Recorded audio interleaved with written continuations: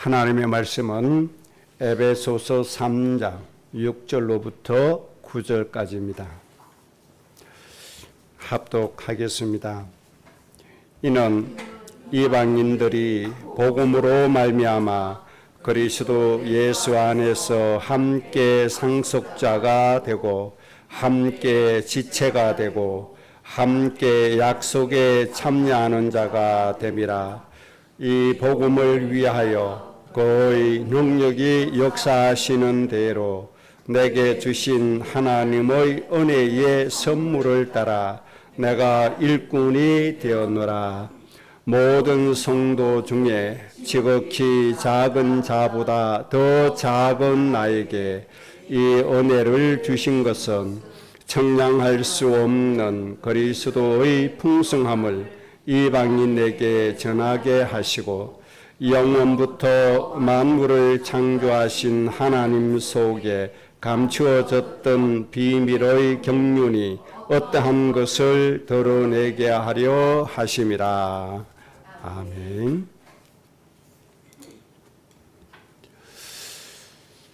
오늘 말씀의 주제는 하나님께 이방인이란 이런 주제로 말씀 받겠습니다. 사람에게 있는 여러 가지 고통의 이유가 여러 가지 있겠죠. 주변 환경 때문에, 인간관계 때문에, 또 육체의 질병 때문에 당하는 고통 수도 없이 많습니다.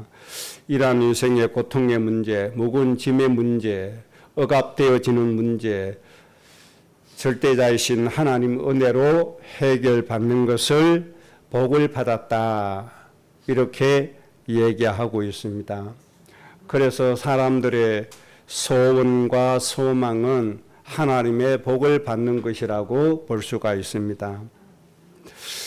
그래서 하나님께 늘 기도할 때 복을 달라고 늘 하나님 앞에 간청하고 그렇게 기도하고 있습니다. 그런데 문제는 원하는 만큼 받지 못하고 있다고 하는 것입니다. 그런데 원칙으로 따지면 하나님께서는 구하지 않았음에도 불구하고 하나님께서 우리의 인생의 문제를 해결해 주십니다. 이것을 하나님의 사랑이라고 우리는 얘기합니다. 바울이 이 사실을 잘 깨닫고 로마서 8장 37절부터 39절에 하나님의 사랑으로 말미암아 우리는 모든 것 넉넉하게 이기게 되어져 있다, 이렇게 말씀했습니다. 그리고 우리를 향하신 하나님의 이 사랑을 끊을 자는 이 세상에 아무도 없다, 그렇게 말씀했습니다. 아브라함을 향하신 하나님의 사랑, 아브라함이 하나님께 불순종하고 하나님을 불신앙하고 자기 인간적인 방법을 가지고 거랄로 내려가고 애굽으로 내려갔으나 모든 문제를 아브라함이 만들었으나 하나님은 그 아브라함을 사랑하셔서 오히려 축복이 되도록 하나님께서 바꾸어 주신 것을 볼 수가 있습니다. 이것이 하나님의 사랑이라고 얘기할 수가 있죠. 그래서 우리의 인생은 이렇게 만들어야 됩니다. 구하지도 않았음에도 불구하고 하나님이 우리의 인생의 문제 해결해 주실 뿐만 아니고 우리에게 필요한 모든 것을 더하여 주시는 응답 속에 있는 것이 우리의 인생이 되어져야 되고, 더하여 주시는 이 응답을 자연스럽게 당연하게 누리는 이 삶이 신앙생활 잘하는 사람이다, 그렇게 얘기할 수가 있습니다. 그래서 오늘 이 말씀을 통해서 여러분이 하나님의 응답을 누리되 하나님의 복을 받되 열심히 금식기도 하고 열심히 철야해서 억지로 받는 그런 사람이 되지 마시고 자연스럽게 하나님의 사랑에 의해서 구하지 않았음에도 불구하고 하나님이 더하여 주시는 이 은혜 속에 있는 여러분의 인생이 되시기를 주의 이름으로 축복합니다. 그러면 하나님이 구하지도 않은 사람, 이 사람이 어떤 사람일까요? 하나님이 구하지도 않았는데도 더하여 주는 사람이 어떤 사람일까요? 이런 사람이 오늘 말씀 통해서 꼭 되어주시기를 바랍니다. 먼저 하나님이 이새의 아들 다윗을 만나니 내 마음에 합한 자였다, 이렇게 말씀해 주셨거든요. 그러면 왜 다윗이 하나님의 마음에 합한 자가 되었나요? 그 이유는 그 뒤에 한마디로 말씀해 주셨습니다. 다윗은 내 뜻을 다 이룰 사람이었다라고 말씀하고 있습니다. 다윗은 잘한 것도 많지만 못한 것도 있습니다.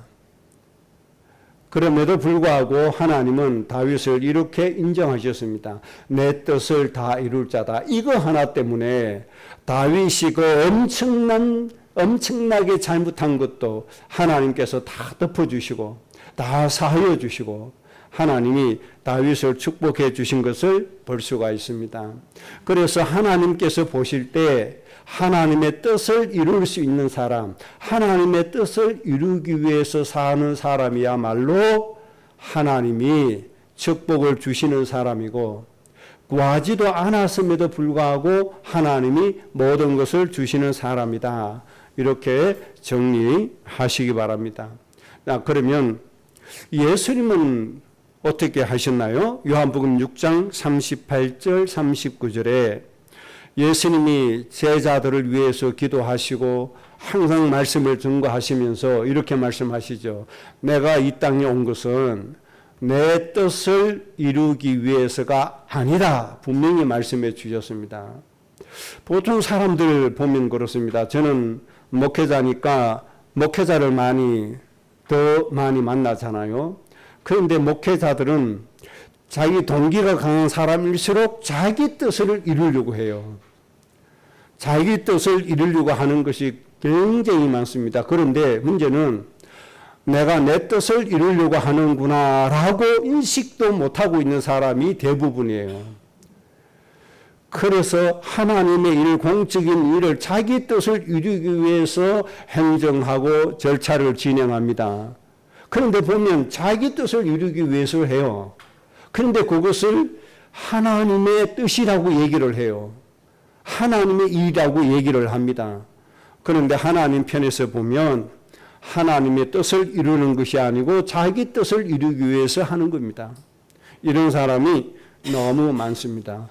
그래서 여러분은 정말 하나님이 우리에게 복 주시기를 원하신다면, 구하지도 않았는데 하나님의 사랑으로 넉넉히 받기를 원하신다면 하나님의 뜻을 이루는 사람 되시기 바랍니다. 예수님이 이렇게 말씀하셨죠. 내 뜻을 이루기 위해서가 아니다. 나를 보내신 이의 뜻을 위해서다. 나를 보내신 이의 뜻을 위해서, 그 뜻을 이루기 위해서다. 예수님을 누가 보내주셨죠? 하나님 보내주셨잖아요. 하나님 자신이 오셨잖아요. 그 오신 뜻이 뭡니까? 한 영혼도 잃어버리지 않고 전부를 살리는 이것이니라. 한 영혼도 잃어버리지 않고 전부를 살리는 이 대상자가 바로 이방인입니다, 여러분. 이방인 살리는 것이 하나님의 뜻이라는 겁니다.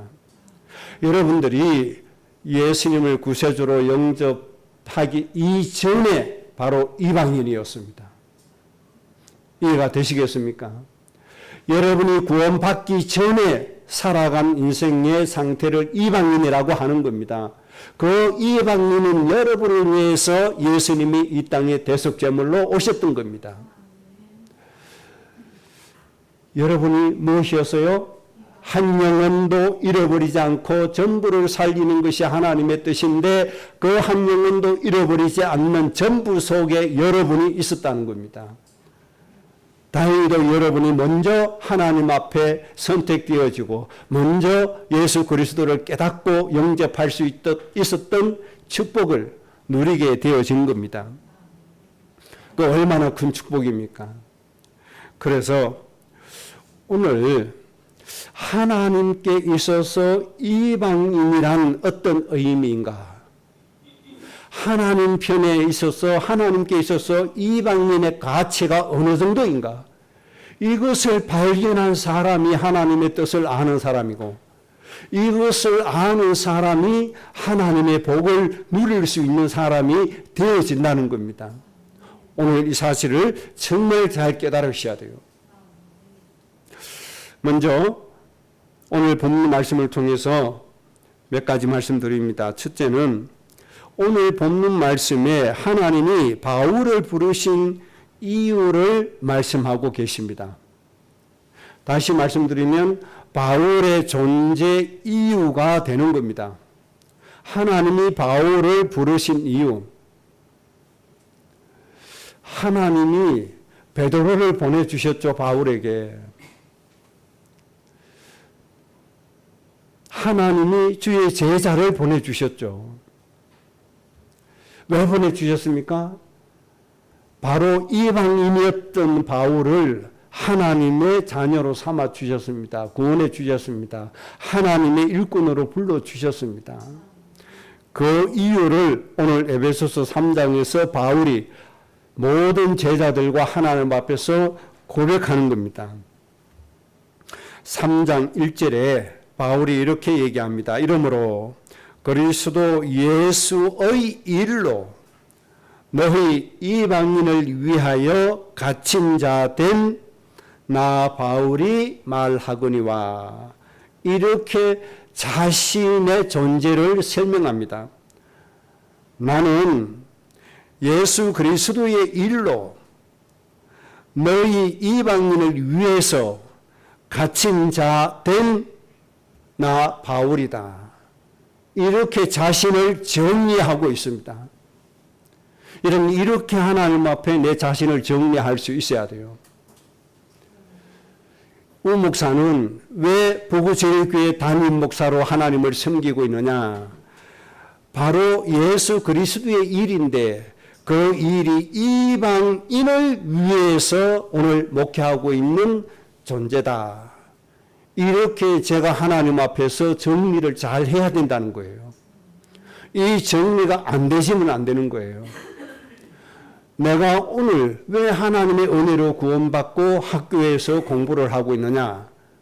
그 이유는 이방인을 위해서라고 내 자신을 정리할 수 있어야 된다는 겁니다. 내가 왜 국가의 공직자로서 일을 하고 있느냐? 바로 하나님의 일, 그리스도의 일을 이루기 위함인데 그것은 이방인을 위해서이다. 여러분, 하나님 앞에서 내 자신을 이렇게 정리할 수 있어야 돼요. 이번 주간에 정리가 되어지시기를 바랍니다. 여기에서부터 내 인생의 시작이고 하나님의 축복 누림의 시작이 되어지는 겁니다. 바울이 특별히 갇힌 자 되었다고 얘기했습니다. 내가 부귀 영화를 누리는 것이 아니고 풍성함에 거한 것이 아니고 내가 오늘 갇혔다 이 말이에요. 나에게 고난이 온 것은 그 말이에요. 내가 이렇게 갇혀서 고통받는 이유는 그리스도의 일을 위함인데 바로 이방인을 위해서다. 이렇게 자신을 정리할 수가 있습니다. 여러분, 바울처럼 자신을 먼저 이렇게 꼭 정리하시고 하나님 앞에 예배하시고 직장 생활하시고 매일의 인생을 살아야 되는 겁니다. 여러분, 이렇게 정리할 수 있죠? 꼭 이렇게 정리가 되어 주시기 바랍니다. 그 다음에 에베소서 3장 6절에 바울이 또 이렇게 고백합니다. 이는 이방인들이 복음으로 말미암아 그리스도 예수 안에서 함께 상속자가 되고 함께 지체가 되고 함께 약속에 참여하는 자가 됩니다.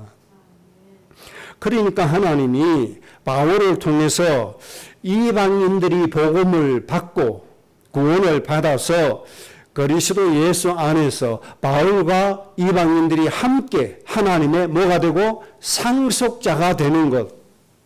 이게 하나님의 뜻이란 겁니다. 그 다음에 그들이 함께 그리스도의 지체가 되고 우리의 지체가 되고 함께 약속에 참여하는 자가 되는 것이다. 우리가 이 마음을 가지고 살아야 돼요.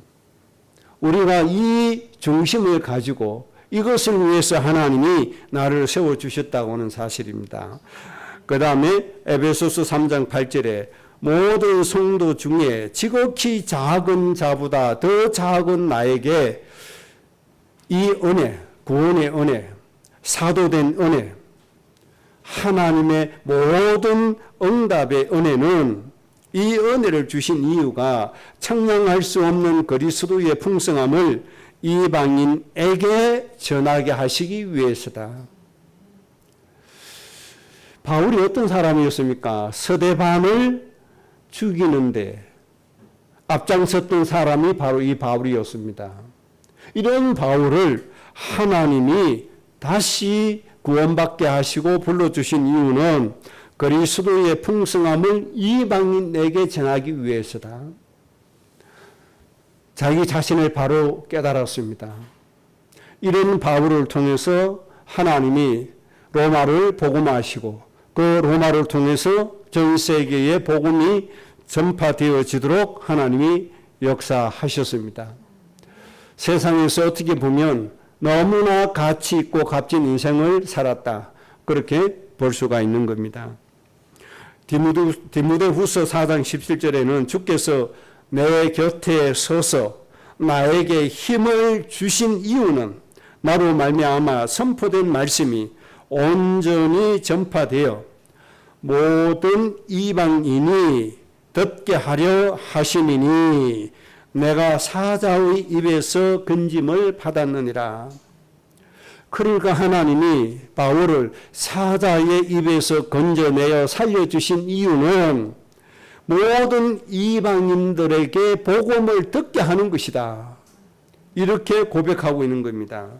그리고 주님께서 내 곁에 서서 나에게 힘을 주신 이유도 모든 이방인이 말씀을 듣도록 하기 위해서 하나님이 나에게 힘을 주셨고 죽을 수밖에 없었던 상황에서 나를 지켜주셨고 또 죽었던 나를 돌에 맞아서 죽었다고 사람들이 성 밖으로 내쳤는데 그게 또 하나님이 다시 스스로 일어나도록 이 은혜 주신 것은 이방인들에게 하나님의 말씀을 전파하라고 이방인들로 하여금 말씀을 듣게 하기 위해서 힘을 주시고 살려주시고 죽음에서 벗어날 수 있도록 해주셨다. 그 고백을 제자에게 디모데에게 말씀을 주시는 겁니다. 그래서 바울의 특징은 하나님이 바울을 불러주신 그 이유를 정확하게 알았다는 겁니다. 오로지 이방인을 위해서 하나님이 나를 세워주셨다. 나에게 은혜를 주셨다. 나에게 힘을 주셨다. 죽음을 면하게 해주셨다. 또 죽었던 나를 다시 살려주셨다. 이렇게 고백하고 있는 겁니다. 이 사실이 여러분의 사실도 되어질 줄로 믿습니다. 그러면 두 번째입니다. 하나님께서 말씀하시던 이 이방인의 정의를 좀 하겠습니다. 이방인의 정의 뜻은 먼저 창세기 3장 24절을 이해를 하셔야 됩니다. 마귀에게 속아서 하나님을 배반하고 에덴에서 쫓겨난 인간, 그래서 사망에 빠졌죠. 이 사망에 빠졌다는 것은 마귀의 자식으로 저주 가운데 살아가는 것이고 본질상 진노의 자녀로 살아가는 것입니다. 사망의 심판에 빠져 있는 인간입니다. 창세기 사도행전 4장 12절에 구원받을 만한 다른 이름을 주신 적이 없다고 말씀했습니다. 오직 예수 그리스도만이 구원받을 수 있는 유일한 구원의 길입니다. 이 예수님을 통해서 고린도후서 5장 17절 누구든지 그리스도 안에 있으면 새로운 피조물이라고 말씀해 주셨습니다. 이 소식을 세상에 전파하도록 하나님이 아브라함을 선택하셨습니다. 에덴에서 내어 쫓김을 당해서 마귀의 자식으로 본질상 진노의 자녀로 사망의 심판에 빠진 인간을 건져내시기 위해서 누구를 선택해 주셨어요? 아브라함을 선택해 주셨습니다. 그리고 아브라함을 통해서 큰 민족을 이루어 주셨고 가나안 땅을 주셨고 아브라함을 복의 군은 되게 해 주셨습니다. 그리고 아이를 낳을 수 없는, 후대를 가질 수 없는 그런 육신의 물리적인 상태가 되었는데도 불구하고 하나님이 창조의 능력으로 이삭을 태어나도록 하나님이 복을 주셨습니다. 그럼 여기에서 아브라함 외에 모든 사람이 바로 이방인이라고 하는 사실을 생각을 하셔야 됩니다. 아브라함 외의 모든 사람은 다 이방인입니다. 아브라함을 통해서 구원받아야 될 모든 사람들이 바로 이방인이라고 하는 겁니다. 그런데 하나님이 이 이방인을 구원하시기 위해서 만민에게 하나님의 영을 부어주셨다. 그렇게 말씀해 주셨죠. 그리고 하나님의 영에 의해서 하나님을 알도록, 말씀을 알도록, 창조주 하나님을 알도록 하나님이 그 속에 영적인 지식까지 부어주신 것을 하나님의 말씀으로 알 수가 있습니다. 그래서 꼭 기억하셔야 됩니다. 이방인의 정의는 먼저 구원받은 사람 외에 아직도 구원받지 못한 모든 사람이 이방인이 되는 겁니다. 우리 가족 중에도 아직 예수님을 믿지 않고 하나님의 자녀가 되지 않은 가족이 있다면 그 가족이 바로 이방인이 되는 겁니다. 어떤 사람에게는 남편이 이방인이 될 수 있고 어떤 사람에게는 부모님이 이방인이 될 수 있고 어떤 사람에게는 자식이 이방인이 될 수가 있는 겁니다. 이런 이방인을 위해서 하나님이 바울에게 은혜를 주셨다는 겁니다. 이것을 먼저 꼭 기억하셔야 됩니다. 그 다음 세 번째입니다. 하나님께 있어서 이방인의 중요성. 하나님께서 보실 때 이 이방인이 얼마나 중요한가 이것을 깨달아야만 이때부터 진짜 하나님의 축복이 시작이 되어집니다. 하나님께 있어서 이방인의 중요성을 깨닫는 만큼 하나님과 내가 가까워지는 것이고 내가 하나님의 방향에 들어가는 것이고 내가 하나님의 이방인의 중요성을 깨닫는 만큼 하나님의 방향과 일치가 되어지는 겁니다. 그래서 오늘 이 하나님께 있어서 이방인이 얼마나 중요한가 이것을 오늘 여러분을 정말 깨닫고 가셔야 돼요.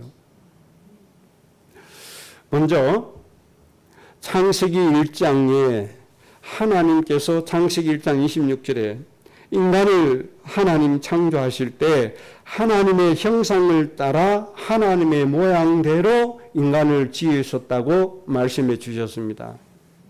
그러니까 사람의 존재는 하나님의 형상을 따라 하나님의 모양대로 지원받은 존재는 사람밖에 없어요. 이것이 아주 중요한 겁니다. 사람이라고 생각할 때 하나님이 하나님의 형상을 따라 하나님의 모양대로 사람을 만드셨다는 겁니다. 그런데 이 사람이 이 하나님의 자녀로 지원받은 하나님의 모양대로 지원받은 인간이 마귀의 자식이 되어서 마귀가 주는 고통 속에 그 고통의 노예로 살고 있고 마귀의 거짓으로 인한 오는 고통 속의 노예로 살고 마귀는 처음부터 욕심당이라고 말씀을 하셨는데 이 마귀의 욕심의 노예로 사니까 이 욕심이 끝없이 인간의 마음을 썩이고 있는 겁니다. 그래서 가져도 만족함이 없고 자족함이 없고 가지면 가질수록 허망하고 공허하고 인간의 행복이 사라져버리는 이런 마귀의 노예로 사라지는 인간이 되어져 버린 겁니다. 하나님의 모양대로 지원받은 인간이 하나님 품 안에서 행복하게 살아야 됨에도 불구하고 하나님을 배반하고 하나님께 쫓겨나서 마귀의 노예로 살아간다 이 말입니다. 마귀는 썩이고 고통주고 죽이는 것이 마귀의 본성입니다. 여기에 인간이 걸려들어 고통 속에 살아가고 있다는 겁니다. 만약에 우리의 자녀가 못된 사람들에게 잡혀가가지고 앵벌이하고 노예 생활하고 고통받고 살고 있어요. 그러면 그 자녀를 위해서 여러분들이 잠이 오겠습니까? 편하게 잠이 와요? 마음에 기쁨이 있겠어요?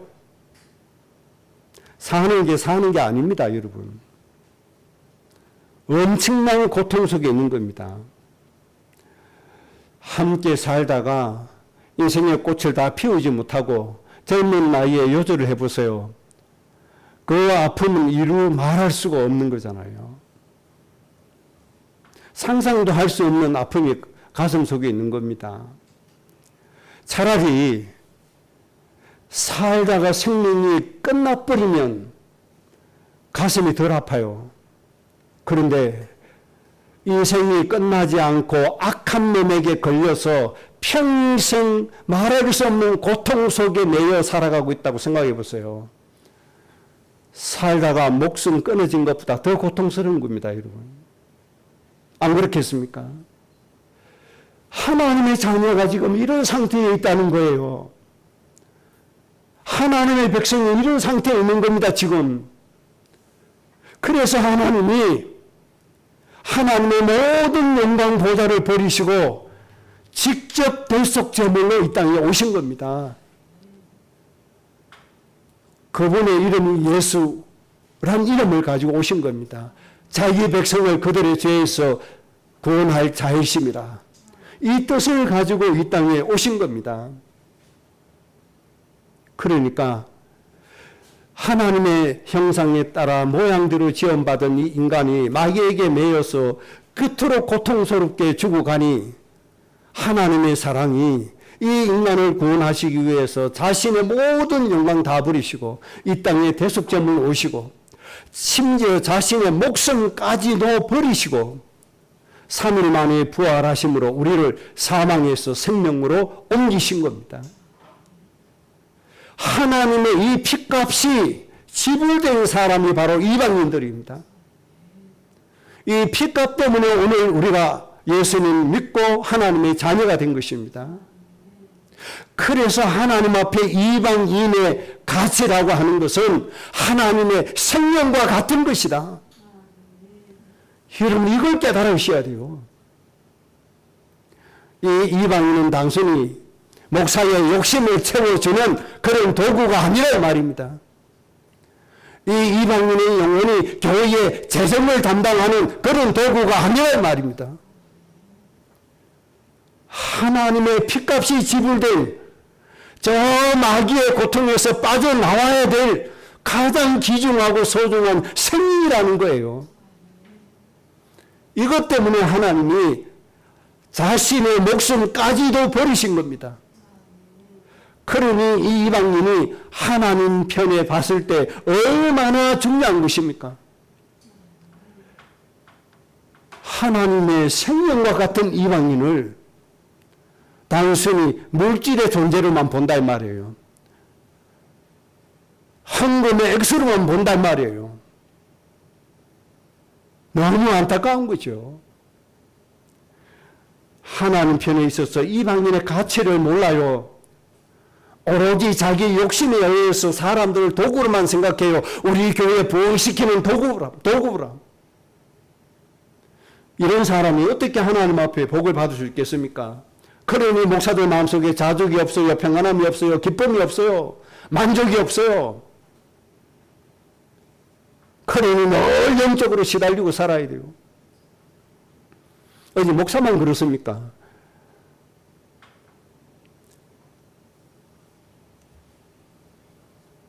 그래서 여러분 꼭 기억하셔야 됩니다.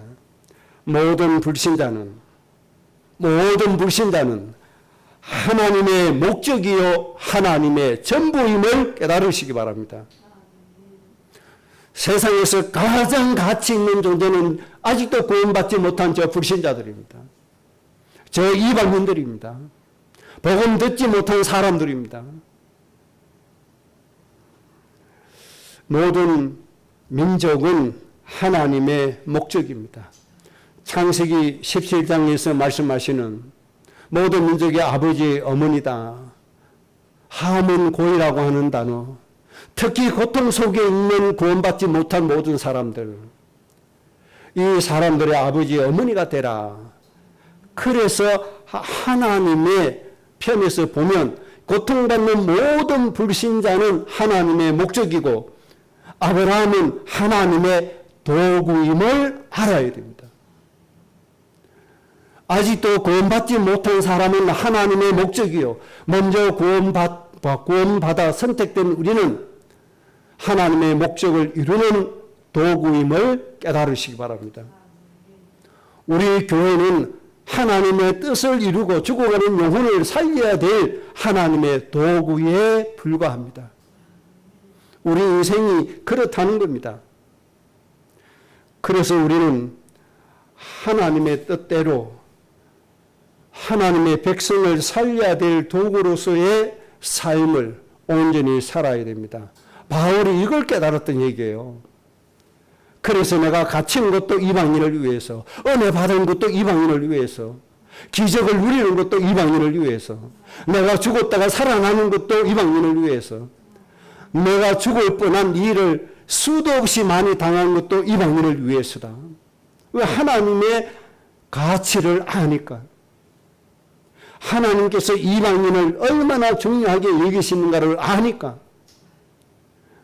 여러분, 이 사실을 오늘 깨닫고 인생 살아가는 여러분들 되시길 바랍니다. 나는 구원받기 전에 이방인으로 있었고 구원받고 난 지금은 모든 민족을 위한 하나님의 도구, 즉 하나님의 모든 구원의 역사를 위임받은 자로 우리는 이 땅에서 살아가고 있습니다. 여러분, 이 사실을 꼭 깨달으시기 바랍니다. 이것을 깨닫지 못한 바리새인, 사두개인, 교회 지도자, 제사장 계급에 있는 이 사람들, 침례 요한이 그들을 이렇게 책망하고 있습니다. 누가복음 3장 8절에 속으로 아브라함이 우리 조상이라고 말하지 마라. 너희는 우리는 아브라함 조상이라는 이 자부심이 대단합니다. 그런데 침례 요한이 얘기합니다. 아브라함의 자손이라고 얘기할 자격이 없다는 거예요. 너네들은. 그렇게 말하지 마라. 하나님이 능히 이 돌들로도 아브라함의 자손이 되게 하시리라. 이렇게 말씀했습니다. 너희들은 자격이 없어. 오히려 하나님 이 돌들을 아브라함 자손 되게 할 수 있어. 이렇게 말씀하셨거든요. 아브라함 자손이란 말은 하나님의 도구라 이 말이에요. 그러니까 바리새인 사두개인이 침례 요한에게 질문합니다. 그럼 우리 보고 어쩌라고요? 아니 우리 어떻게 하라고요? 이렇게 질문하는 거예요. 침례 요한이 독사이 새끼더라 그래서 독사이 새끼더라.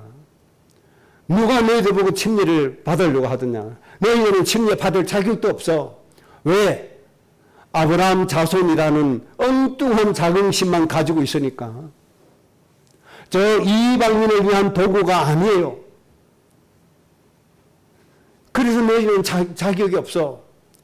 하나님은 이 돌들로도 아브라함 자손 만들 수 있어. 이렇게 하니까 우리 보고 몰려가서 질문합니다. 그럼 우리 보고 어떻게 하라고요? 그럼 우리가 어떻게 하면 됩니까? 질문을 한 거예요. 이때 침례 요한이 뭐라고 대답한 줄 압니까? 너희에게 옷이 두 벌 있냐?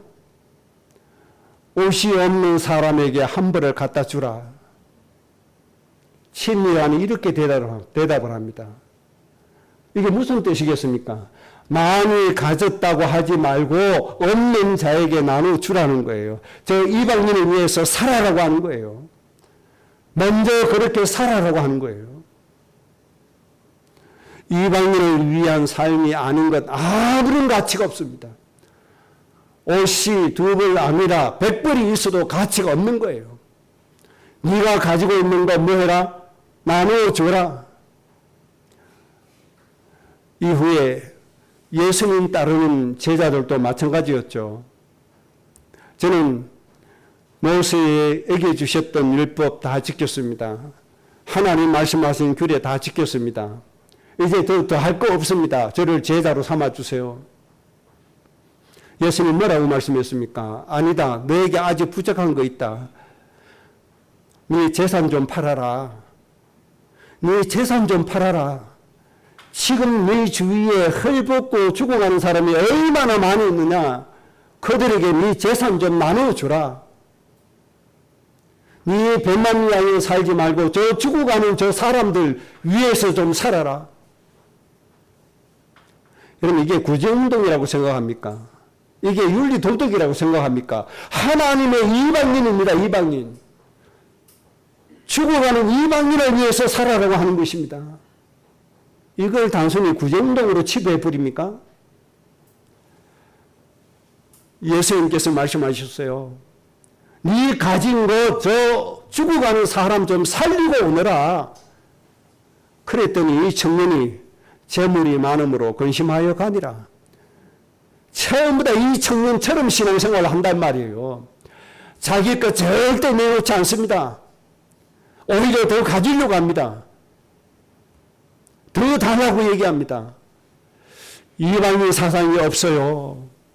하나님이 그렇게 중요하게 여기시는 이방인 사상이 없다 이 말입니다. 이런 사람이 무슨 복을 받습니까? 이런 사람이 40일 금식기도 하니까 응답이 없어요. 철학 기도해도 응답이 없어요. 1시간, 2시간 무릎 꿇고 기도해도 응답이 없어요. 하나님은 구하지 않아도 모든 것을 다하여 주시는 사랑의 하나님이십니다. 구하지 않았는데 하나님이 다 주시는 여러분이 꼭 되시기 바랍니다. 그 방법은 이방인을 위한 삶을 살면 됩니다. 이방인의 가치를 알면 됩니다. 그래서 지난주 말씀처럼 너희가 내 안에, 내 말이 너희 안에 있으면 너희가 무엇이든지 원하는 대로 구하라. 그리하면 내가 이루리라. 여러분 이 응답이 우리의 인생이 되어져야 됩니다. 꼭 그렇게 되어지시길 바랍니다. 자, 이 부분 정리하겠습니다. 하나님께 있어서 이방인의 중요성은 하나님의 생명과 같은 것이다. 하나님의 모든 목적이다. 이 세상에 존재하는 이유요. 이 세상에 축복을 주신 이유가 바로 이 이방인이라고 하는 사실입니다. 여러분의 인생이 이 이방인을 위한 인생이 되어주시기를 주의 이름으로 축복합니다. 많이 가졌다고 자랑하지 마세요. 침례 요한이 바리새인 사두개인 제사장급의 계급에 있는 이 사람들을 책망을 하셨어요. 너희들이 가지고 있는 옷 2벌 옷 그 하나 없는 자에게 먼저 갖다 주라. 이방인을 위해서 살아라 이 말이에요. 고통받는 사람 위해서 살아라 이 말이에요. 결론입니다. 하나님의 백성들을 위해서 사는 사람이 하나님의 참 복을 받는 사람이 되어집니다. 그래서 이제 여러분들 가슴 속에 모델을 하나 딱 정해놓고 가시기 바랍니다. 그 모델은 바로 솔로몬의 일천번제입니다. 축복의 모델은 솔로몬의 일천번제입니다. 이해가 되시겠죠? 그냥 솔로몬이 아니고 솔로몬의 일천번제. 솔로몬의 일천번제의 내용은 백성들을 위한 기도, 소원, 예배입니다. 나를 위한 것이 아니고 백성들을 위한 것. 이게 솔로몬의 일천번제입니다. 여러분의 모든 인생의 이유가 백성들을 위한 것이 되시기 바랍니다. 그랬더니 하나님이 복을 주시는데 솔로몬이 구하지도 않은 장수도 주시고 솔로몬이 구하지도 않은 부귀영화도 주시고 솔로몬이 구하지 않은 모든 것을 하나님이 허락해 주셨습니다. 여러분 이게 신앙생활입니다. 여러분 이런 인생 여러분들 꼭 되시기 바랍니다. 그래서 전에도 없었고 후에도 없는 이런 가정, 가문 꼭 되시기를 주의 이름으로 축복합니다. 합심으로 기도하겠습니다.